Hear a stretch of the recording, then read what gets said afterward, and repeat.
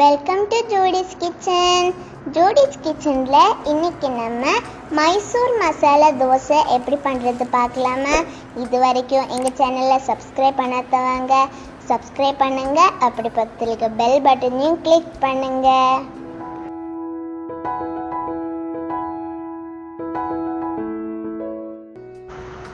இந்த மைசூர் மசாலா தோசை பண்றதுக்கு ஃபர்ஸ்ட்ல நம்ம உருளைக்கிழங்க வேக வச்சிடலாம்.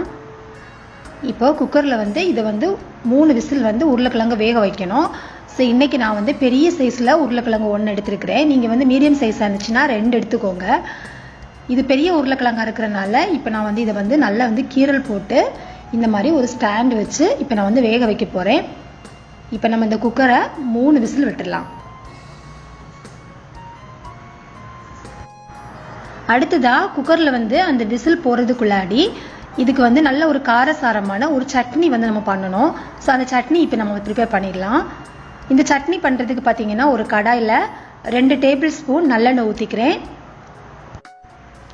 எண்ணெய் சூடானதும் 4 காஞ்ச மிளகாய் சேர்க்குறேன். நீங்கள் அடுப்பை கொஞ்சம் சிம்மில் வச்சுக்கோங்க. ஏன்னா இந்த வத்தல் மிளகாய் போட்ட உடனே கருகிடக்கூடாது. 3 பல் பூண்டு.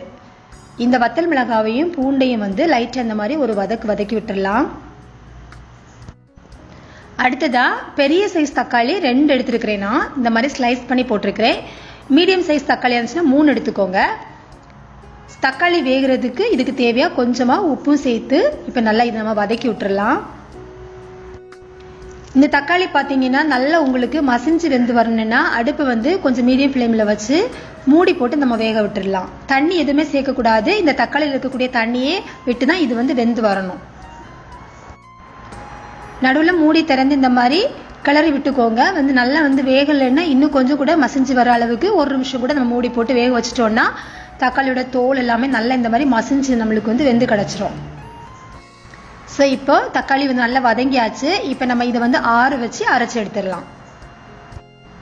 அடுத்ததா நம்ம வேக வச்சு வச்சிருக்கோம் உருளைக்கிழங்கு அது ஒரு மசால் பண்ணிடலாம். இப்போ ஒரு பாத்திரத்தில் 2 டேபிள் ஸ்பூன் எண்ணெய் ஊற்றிக்கலாம். எண்ணெய் லைட்டாக சூடான உடனே கடுகு, அப்புறமா கொஞ்சமாக கடலைப்பருப்பு, இது 2ஐயும் போட்டு இப்போ நம்ம தாளிச்சிடலாம். கடலைப்பருப்பு பொரிஞ்சதுக்கு அப்புறமா ஒரு 1/2 டீஸ்பூன் அளவுக்கு சோம்பு போட்டு தாளிச்சிடலாம். அந்த உருளைக்கிழங்குக்கு நல்லா வாசனையாக இருக்கும் சோம்பு போட்டிங்கன்னா. 3 பெரிய வெங்காயம் இந்த மாதிரி நல்லா ஸ்லைஸ் பண்ணி வச்சிருக்கிறேன். அப்போதான் உங்களுக்கு சீக்கிரமாக மசிஞ்சு வரும். இல்லைன்னா கட்டி கட்டியாக இருந்ததுனால நல்லா இருக்காது அந்த உருளைக்கிழங்கு மசாலா. ஸோ நல்லா இந்த மாதிரி தின்னாக ஸ்லைஸ் பண்ணிக்கோங்க. அப்புறமா அதையும் கொஞ்சமாக அந்த வெங்காயம் வதங்குறதுக்கு கொஞ்சமாக உப்பு போட்டு இப்போ நல்லா இதை வதக்கி எடுத்துடலாம். நல்ல ஒரு வாசனை கிடைக்கிறதுக்கு நம்ம வெங்காயம் சேர்த்ததுக்கு அப்புறமா ஒரு வதக்கிட்டு இந்த மாதிரி ஒரு கொத்து கருவேப்பிலை சேர்த்துக்கோங்க. காரத்துக்கு 2 பச்சை மிளகாய் இந்த மாதிரி நான் நடுவில் ஸ்ப்ளிட் பண்ணி போட்டிருக்கிறேன். அப்போதான் நீங்கள் குழந்தைங்களுக்கு கொடுக்குறதா இருந்துச்சுன்னா நீங்கள் அந்த மசாலாலேருந்து தனியாக இது வெந்ததுக்கு அப்புறமா பச்சை மிளகாவை எடுத்துடலாம். குட்டி குட்டியாக நீங்கள் போட்டுருன்னா பெரியவங்க சாப்பிட்றதுன்னா நீங்கள் இந்த மாதிரி குட்டி குட்டியாக கூட கட் பண்ணி போட்டுக்கலாம், நல்லாயிருக்கும். ஸோ பச்சை மிளகாய் கறிவேப்பிலாம் போட்டு நல்லா இந்த மாதிரி வதக்கிடலாம்.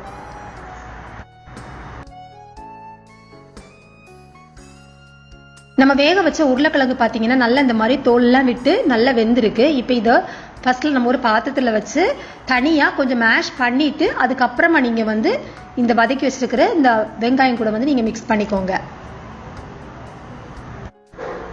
இப்போ இந்த மசாலாவுக்கு தேவையாக கொஞ்சமாக ஒரு 1/2 டீஸ்பூன் அளவுக்கு மஞ்சத்தூள் சேர்த்துக்கலாம். மஞ்சத்தூள் சேர்த்து நல்லா இந்த உருளைக்கிழங்கு நல்லா பிரட்டி விட்டுட்டு கொஞ்சமாக நம்ம தண்ணி சேர்க்கலாம். இது நம்ம கறி மாதிரி நிறைய தண்ணி சேர்க்கக்கூடாது. அதே நேரம் ரொம்ப ட்ரையாகவும் இருக்கக்கூடாது. ஸோ இப்போ 1 டம்ளர் தண்ணியை நான் இந்த மாதிரி 2 வாட்டி கொஞ்சம் கொஞ்சமாக சேர்த்து அளவாக நீங்கள் பார்த்து சேர்த்துக்கோங்க. இந்த மாதிரி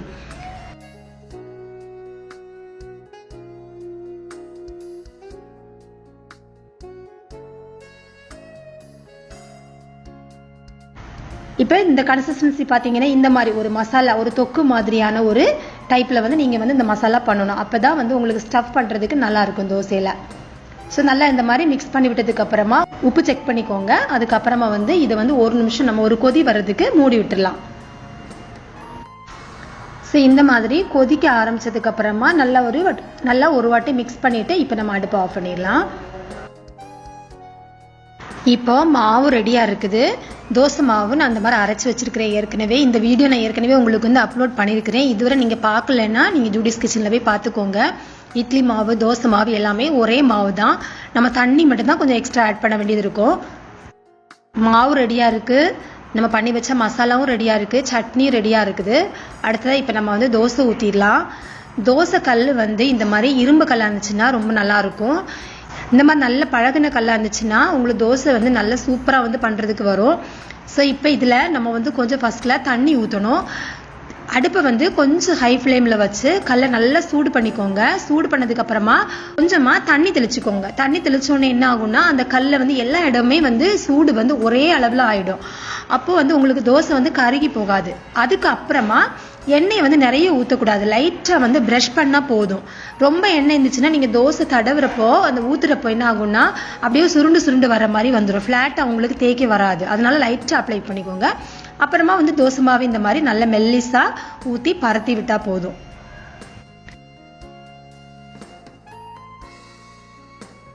அடுத்ததா இதுல நம்ம அரைச்சி வச்சிருக்கிற அந்த சட்னி இருக்கு இல்லையா, அதை வந்து கொஞ்சம் ஊற்றி ஒரு ஸ்பூனால இல்லைன்னா ஒரு ஸ்பேச்சுலா யூஸ் பண்ணி இந்த மாதிரி எல்லா பக்கம் படுற மாதிரி நல்லா இந்த மாதிரி ஸ்ப்ரெட் பண்ணி விட்டுருங்க.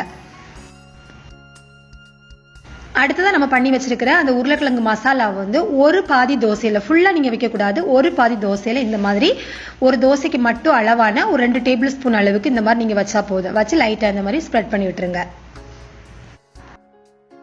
கடைசியா மேல வந்து கொஞ்சம் நல்லெண்ணெய் ஊத்திக்கோங்க, இல்லைன்னா நெய் வேணாலும் ஊத்திக்கலாம். நல்லா வந்து தோசை உங்களுக்கு மொறுமொறுன்னு வர்றதுக்கு இந்த மாதிரி நீங்க ஊத்திக்கோங்க.